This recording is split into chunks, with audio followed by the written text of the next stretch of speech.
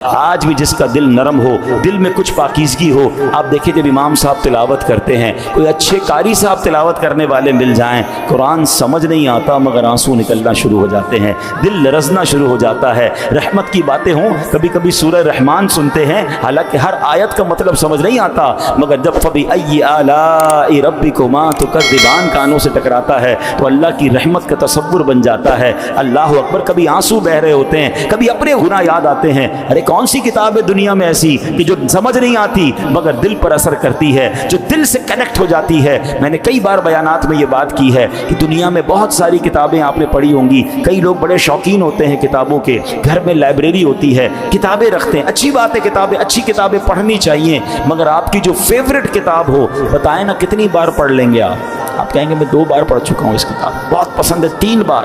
آپ کو کوئی کہے 10-12 بار پڑھو نا، آپ کہیں گے کیا یار بور ہو جاتے ہیں، 3 بار پڑھ لی، سب سمجھ آ گیا جو کتاب میں تھا، کتنی بار پڑھنی ہے؟ اٹ مینس آپ کی فیوریٹ کتاب بھی آپ 3-4 بار سے زیادہ نہیں پڑھ سکتے۔ اللہ اکبر، قرآن 1000 بار پڑھیں، ہر بار نیا لطف دیتا ہے۔ قرآن پرانا نہیں ہوتا، کوئی آپ کو نہیں ملے گا یار بچپن سے قرآن پڑھ رہا ہوں بور ہو گیا ہوں، معاذ اللہ، اگر ایسا ہے تو خود اپنے دل کا علاج کروائے، ورنہ قرآن تو ہر بار نئی تازگی دیتا ہے، زندہ کتاب ہے نا، اللہ کا کلام ہے، اور قرآن خود معجزہ ہے۔ اللہ اکبر، مجھے بتائیں دنیا میں کون سی کتاب ہے جو 6 سال 5 سال کا بچہ پوری یاد کر لے، اور وہ بچہ یاد کر لے جس کی زبان عربی نہ ہو، پنجابی، اردو، سندھی بولنے والا، بلوچی بولنے والا، افریقی زبان بولنے والا، یورپ کی زبان بولنے والا، جس کو قرآن سمجھ نہیں آ رہا مگر پورا قرآن اچھا یاد بھی کیسے ہوتا ہے؟ زبر زیر پیش بھی صحیح یاد ہوتا ہے، پورا کا پورا قرآن محفوظ ہو جاتا ہے دل کے اندر۔ کیا ہے یہ ہماری آنکھوں کے سامنے ہے کہ کیسی نشانیاں ہیں۔ بات یہ کہ نشانیوں کو ماننے والا چاہیے، دل اب نہیں ماننے والا، غیر مسلم نہیں مانتے، ان کو قرآن سے کوئی اٹریکشن ہی نہیں ہوتی۔ مگر آپ دیکھیں کہ جس نے قرآن کو صحیح پڑھا، آپ کو پتہ ہے 9/11 کے بعد امریکہ میں سب سے زیادہ اسلام پھیلا ہے۔ کیوں؟ کیونکہ بہت پروپیگنڈا ہوا اسلام کے خلاف، تو لوگوں نے قرآن پڑھنا شروع کیا کہ قرآن میں کیا کیا لکھا ہے جو مسلمان ایسا کرتے ہیں، اتنی بری باتیں بتاتے ہیں ان کے بارے میں۔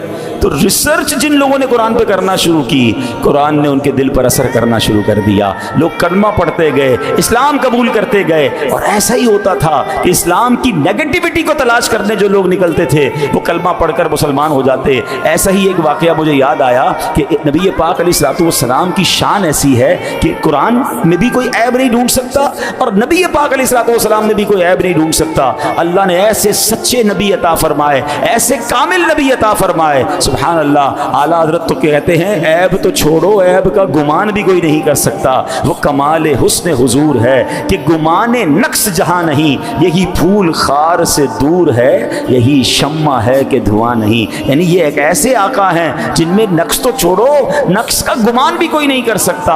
اللہ نے ایسا کامل و اکمل ہمیں آقا علیہ السلام عطا فرمائے۔